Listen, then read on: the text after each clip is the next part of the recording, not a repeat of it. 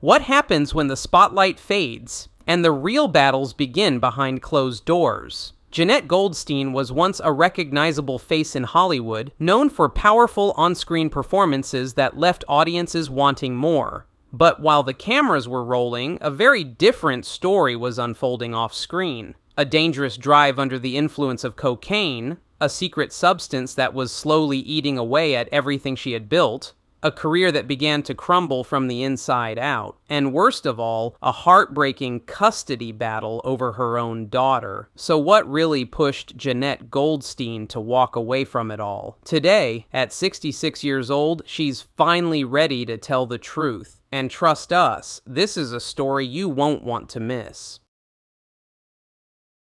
Born on February 2nd, 1960 in Los Angeles, Jenette Elise Goldstein entered the world surrounded by the shadow of Hollywood, yet fame was never part of her childhood fantasy. Long before audiences would recognize her fierce presence on screen, her life took a very different path. Her family eventually moved to London, and it was there, far from the glitter of American cinema, that she discovered a deeper and more demanding love for acting. The stage became her refuge. Instead of chasing celebrity, Jenette immersed herself in the unforgiving discipline of classical theater. She trained at the legendary Royal Academy of Dramatic Art, where students were pushed beyond comfort and vanity.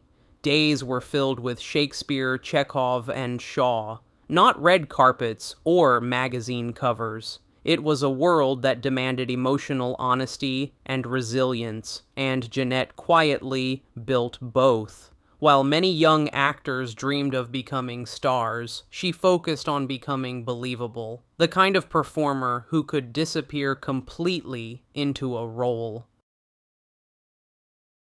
That dedication shaped her in ways Hollywood rarely valued at the time. Standing just 5 feet 4 inches with a powerful build and strikingly unconventional features, she didn't fit the polished image studios often searched for in the 1980s. There was something raw about her presence, something intense that couldn't easily be packaged. For years, she drifted through theater work and small struggles, taking ordinary jobs simply to survive while waiting for an opportunity that felt right. Like so many talented actors, she lived in the uncertain space between ambition and disappointment. Then came the casting call that would quietly change everything. Producers were searching for a hardened Latina woman, someone physically strong, fearless, and believable with weapons.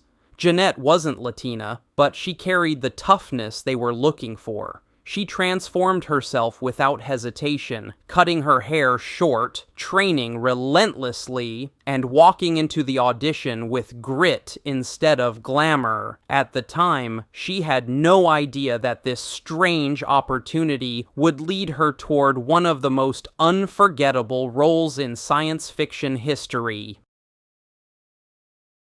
When James Cameron began casting aliens, he wasn't searching for glamorous Hollywood faces. He wanted actors who looked hardened by war, people who felt believable inside a brutal sci-fi battlefield. For the role of Private Vasquez, the fearless colonial marine known for her sharp tongue and fearless attitude, Cameron needed someone with real intensity, not polished charm. That unexpected choice became Jenette Goldstein. At the time, Goldstein was almost unknown and had very little film experience. She also wasn't Latina, a casting decision that would later spark debate and reflection as standards in Hollywood evolved, but the moment she entered the audition, she carried something impossible to fake. She moved with confidence, spoke with authority, and gave off the energy of someone who had truly survived combat. Cameron immediately saw the spark he was looking for.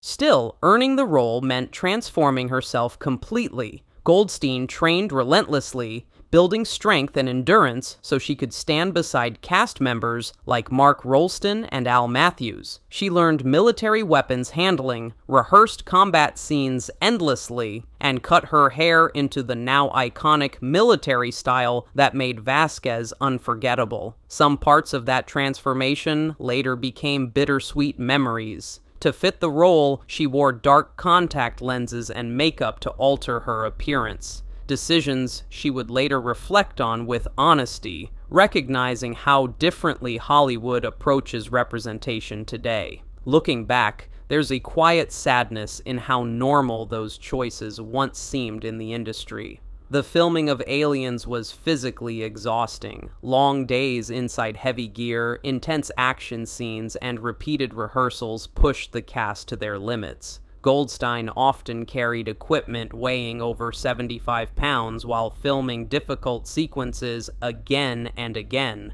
but instead of shrinking under the pressure, she seemed to thrive in it, and audiences never forgot her. Even alongside stars like Sigourney Weaver, Michael Biehn, and Bill Paxton, Vasquez became one of the film's most memorable characters. Tough, fearless, and never reduced to a stereotype, she represented something rare in 1980s action movies: a woman who never needed rescuing. Her unforgettable performance earned Goldstein the Saturn Award for Best Supporting Actress in 1987, a remarkable achievement for a newcomer. It should have launched a massive Hollywood career, but Jenette Goldstein's story, much like Vasquez herself, never followed the expected path. After the success of Aliens, Jenette Goldstein found herself in an unusual and somewhat bittersweet position. Audiences instantly recognized Vasquez, the fierce colonial marine who had become a sci-fi icon almost overnight. Yet, outside of that character, many people barely recognized Goldstein herself. The shaved hair, hardened appearance, and intense screen presence had transformed her so completely that casting directors were often surprised to discover the actress behind the role was actually a fair-skinned redhead with a soft London accent. Still, even if mainstream stardom never fully arrived, Goldstein quietly became one of the most memorable faces in cult cinema during the late 1980s and early 1990s. She kept appearing in films that, over time, earned devoted fan followings and lasting respect. In 1987, she reunited with fellow Aliens actors Lance Henriksen and Bill Paxton in Near Dark, directed by Kathryn Bigelow. The film mixed horror, western grit, and vampire mythology into something strange and unforgettable. Though it struggled at the box office, it slowly grew into a cult favorite admired for its haunting atmosphere and raw style. Goldstein played Diamondback, a dangerous drifter wandering lonely highways with a nomadic vampire gang. Unlike Vasquez, this performance relied less on aggression and more on quiet intimidation. There was something eerie and tragic in her stillness, proving she could bring depth far beyond the tough soldier image Hollywood had attached to her. By the early 1990s, a pattern had become clear. Goldstein wasn't becoming a traditional celebrity, but she kept surfacing in films that audiences would remember for decades. In 1991, she reunited with James Cameron for Terminator 2.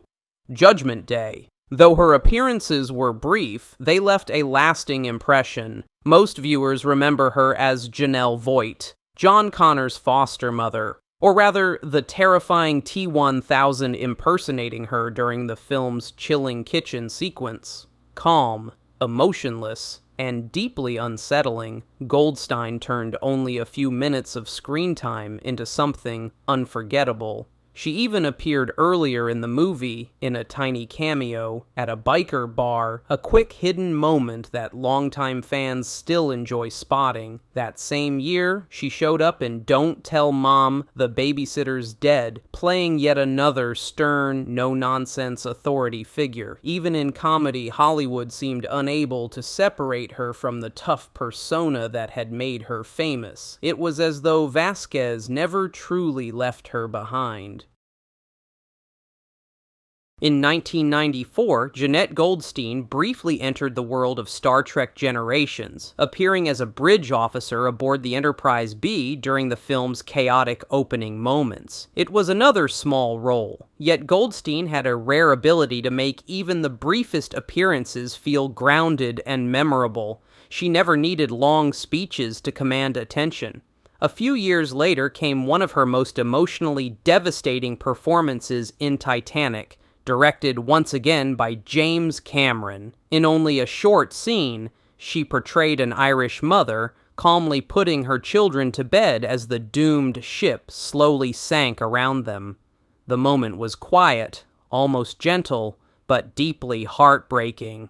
Without dramatic dialogue or grand gestures, Goldstein captured the unbearable sadness of acceptance and helplessness. For many viewers, it became one of the film's most haunting moments. That same year, she returned to the universe that had first made her famous with a brief appearance in Alien Resurrection. Though she was no longer playing Vasquez, her presence felt like a subtle tribute to longtime fans, a quiet reminder of the role that had changed her life. Throughout the late 1980s and 1990s, Goldstein became a familiar face in cult cinema. She wasn't the star on the poster, but she brought realism, toughness, and emotional weight to every project she touched. Fans who grew up rewatching Aliens, Terminator 2, and Near Dark came to recognize her instantly. She became one of those rare actors whose impact was far greater than the size of the role. Yet, despite working with legendary directors and appearing in iconic films, Jenette Goldstein never became a traditional Hollywood star, not because she lacked talent, but because Hollywood often saw only one side of her. Typecasting quietly kept many larger opportunities out of reach. After the success of Aliens, Hollywood quickly decided what kind of actress Jenette Goldstein should be. To casting directors, she became the go-to choice for tough, intimidating, and ethnically ambiguous characters. Her performance as Vasquez had been so convincing that many people struggled to separate the actress from the role itself. Goldstein later admitted that she found herself repeatedly auditioning for Latina, Middle Eastern, and other hard-edged roles, despite not actually belonging to those backgrounds. It created a strange and uncomfortable chapter in her career, one that feels even more complicated when viewed through modern eyes. Born in Los Angeles to a Jewish family, Goldstein accepted many of those roles simply because opportunities were limited and work was work. During the filming of Aliens, she wore dark contact lenses and makeup to alter her appearance, choices that would not be viewed the same way today. Years later, Goldstein reflected on that period with honesty rather than defensiveness. She admitted that, as a young actress desperate for a breakthrough, she didn't fully question the larger implications at the time. The industry of the 1980s operated differently, and she simply wanted the chance to succeed. But Hollywood can be unforgiving. As trends changed, the same industry that once praised her intensity slowly pushed her aside. Still, Jenette Goldstein never seemed consumed by bitterness. Instead of endlessly chasing roles that no longer came, she quietly began searching for a new purpose beyond the world of film. As opportunities in Hollywood slowly became fewer, Jenette Goldstein made a choice that many performers spend years avoiding. She walked away, not because she had failed, but because she understood the industry was no longer offering the kind of future she wanted. Rather than endlessly fighting for roles that kept growing smaller, she chose to rebuild her life on her own terms. What came next surprised almost everyone. Instead of clinging to the fading world of film sets and auditions, Goldstein stepped into an entirely different business. In 2009, after conversations with her husband, writer and filmmaker Aaron Greenberg, she opened Jenette Bra in Los Angeles, a boutique focused on helping fuller-busted women find properly fitted bras. It may have sounded worlds away from science fiction movies and action films, yet in many ways it reflected the same strength and practicality that had always defined her. The store quietly became a success through word of mouth. Stylists, actresses, and loyal customers passed the name around like a hidden gem. But Goldstein rarely leaned on her Hollywood past to promote it. To her, the shop was never about fame or reliving old glory days. It was about helping people feel comfortable, confident, and understood. After years in an industry where she often felt boxed into narrow roles, the business gave her something deeply personal: stability, independence, and control over her own life. While acting slowly faded into the background, she never disappeared entirely. Over the years, she made occasional appearances in films, television, and genre projects, though usually in smaller roles. More often, however, she appeared simply as herself. Fans continued to celebrate the legacy she had built through films like Aliens, Near Dark, and Terminator 2: Judgment Day. At conventions across the United States and beyond, Goldstein became known for her warmth, humor, and honesty. She shared stories from difficult film shoots, laughed with longtime fans, and reflected on a career that had taken so many unexpected turns. There's something quietly moving about the way audiences still remember her decades later. She never became a traditional Hollywood superstar, yet one unforgettable performance was enough to secure her place in movie history, and perhaps that's the most meaningful part of her story. Jenette Goldstein proved that strength doesn't only exist on a battlefield or inside an action film. Sometimes it's found in knowing when to walk away, when to begin again, and how to build a life beyond the spotlight.